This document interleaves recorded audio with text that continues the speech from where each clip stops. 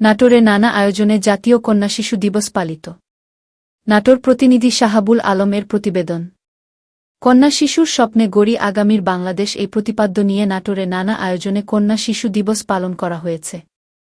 জেলা প্রশাসকের সম্মেলন কক্ষে জেলা প্রশাসন নাটোর এবং মহিলা বিষয়ক অধিদপ্তর নাটোর জেলা শাখার আয়োজনে ভারপ্রাপ্ত জেলা প্রশাসক মাছুদুর রহমানের সভাপতিত্বে এ সময় আরও উপস্থিত ছিলেন পুলিশ পরিদর্শক মশিউর রহমান, মহিলা বিষয়ক অধিদপ্তরের উপপরিচালক শারমিন শাপলা সহ বিভিন্ন এনজিওর সদস্যরা উপস্থিত ছিলেন। এ সময় বক্তারা বলেন, আজকের কন্যা শিশুই আগামী দিনে গড়ে তুলতে পারবে একটি শিক্ষিত পরিবার। তাই নতুন বাংলাদেশ গড়ার দৃঢ়প্রত্যয়ে কন্যা শিশুদের অধিকার রক্ষায় আরও বেশি সচেষ্ট হবেটাই সবার প্রত্যাশা।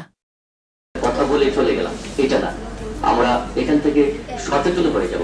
যারা ক্ষমতায় বা এনভায়রনমেন্ট অফ উইমেন কাজ করেন আপনারা আছেন, যারা এই যে আমাদের এই সামাজিকীকরণের সবচেয়ে অন্যতম মাধ্যম এখানে শেষ করছি। আমাদের এডিসি শিক্ষা সাহেব আছেন, তিনি চালিয়ে নেবেন। সকলে ভালো থাকবেন। এই করি তাহলে এই কষ্ট এই সমন্বয় সার্থক হবে। মেয়ে বাচ্চা উভয়কে সমান দৃষ্টিতে দেখবেন, তাহলে দেখবেন যে সভা চলছে। আমরা আলোচনা কয়েকজনের বক্তব্য শুনলাম। বিশ্ব জাতীয় কন্যা শিশু দিবস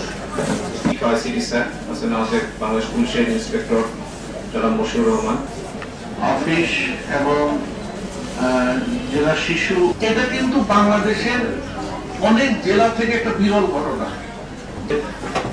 বিয়ে দেব না, আর 18 নিচে বিয়ে 20 থেকে সে 2-3টে বাচ্চার মা হয়ে যায়। আর যখন যেছেন তোমাদের মধ্যে ওই ব্যক্তি ভাগ্যবান যার প্রথম শিশুটি কন্যা। সবচেয়ে আদি এবং আসল শিক্ষা আমার সন্তান, সে আমার কন্যা বা ছেলে না, সন্তান হিসেবে দেখেছি। সেটা হলো আমাদের শিক্ষার যেমন 3টে স্তর রয়েছে, পারিবারিক শিক্ষা।